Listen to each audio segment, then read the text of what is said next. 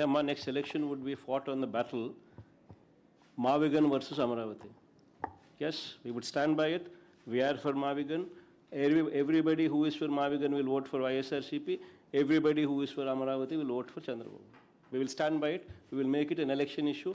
For them, we'll put it up in the manifesto also. Mavigan, YSRCP.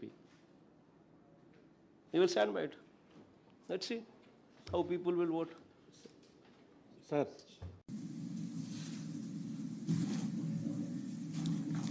తన కొడుకును తన కొడుకు కోసం సాయికృష్ణ తల్లి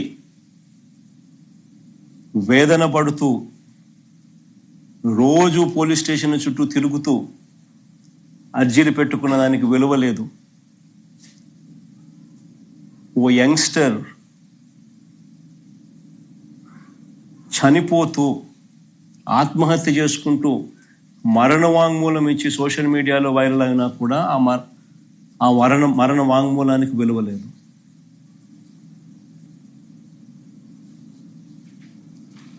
నేరాన్ని కప్పిపెట్టి నిందితుల్ని ప్రోత్సహించిన ఇదే సిపిని నేరాన్ని కప్పిపెట్టి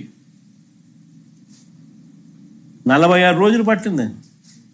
జగన్ పోతే కానీ, జగన్ పోయిన 4 రోజులకు కానీ అరెస్టులు కాల.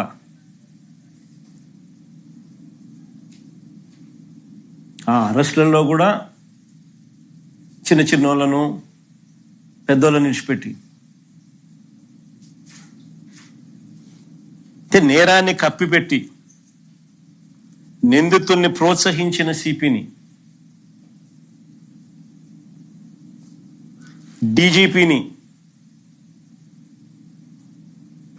చంద్రబాబు నాయుడు గారిని ఎందుకు బాధ్యులను చేయడం లేదని అడుగుతా ఉన్నా.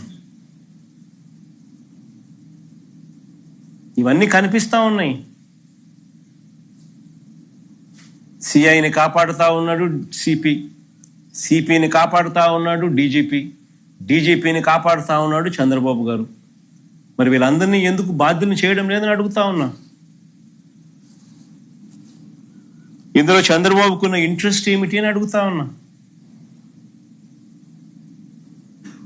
ఇంతగా బరి తెగించి పై అధికారులందరినీ ఇంతగా కాపాడుతా ఉన్నాయి చంద్రబాబు నాయుడు గారు ఇంట్రెస్ట్ ఏమిటి అని అడుగుతా ఉన్నా. ఏ పొలిటికల్ ప్రయోజనాలను ఆశించి ఈ కేసును కవరప్ చేస్తా ఉన్నారని అడుగుతా ఉన్నా.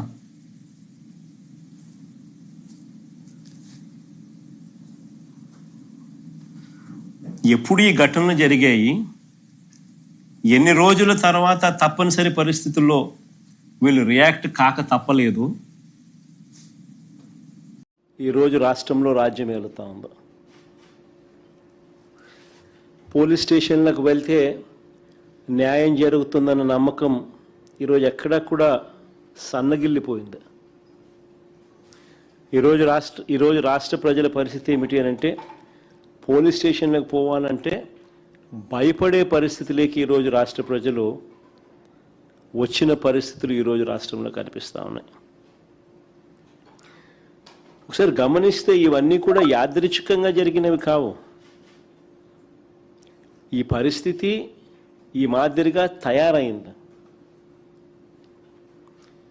ఈ మాదిరిగా పరిస్థితి తయారు కావడానికి కారణం ఏమిటి అని అంటే, చంద్రబాబు గారు తాను చేస్తూ ఉన్న దోపిడీని, అవినీతిని, దుర్మార్గపు పరిపాలనను, తాను మోసం చేసిన సూపర్ 6లు, సూపర్ 7ల ద్వారా మోసం చేసిన, తాను ఎన్నికలప్పుడు ఇచ్చిన బాండ్లు, వీటికి సంబంధించి ఎవరైనా కూడా చంద్రబాబు నాయుడు గారిని ప్రశ్నిస్తే ఆ ప్రశ్నించే కార్యక్రమంలో ఏ గొంతు వినపడినా కూడా ఆ గొంతును నొక్కే కార్యక్రమం. ఎప్పుడైతే చంద్రబాబు నాయుడు గారు చట్టాన్ని, పోలీస్ వ్యవస్థని తన చేతుల్లోకి తీసుకొని ఎవరైనా కూడా తనను ప్రశ్నిస్తే, ప్రతిపక్ష పార్టీ కావచ్చు, సోషల్ మీడియా యాక్టివిస్టులు కావచ్చు, ప్రశ్నించే జర్నలిస్టులు కావచ్చు, లేకపోతే రాష్ట్రంలో ఎవరైనా సరే తనను ప్రశ్నిస్తే చాలు వాళ్ళందరినీ కూడా అణిచివేసే కార్యక్రమంలో చంద్రబాబు నాయుడు గారు చట్టాన్ని, పోలీస్ వ్యవస్థను తాను వెపనైజ్ చేసినాడు. వెపనైజ్ చేసిన కారణంగా ఈరోజు ఈ దిగజారిపోయిన వ్యవస్థల పర్యావసాలే ఈరోజు మనకు కనిపిస్తూ ఉన్నాయి.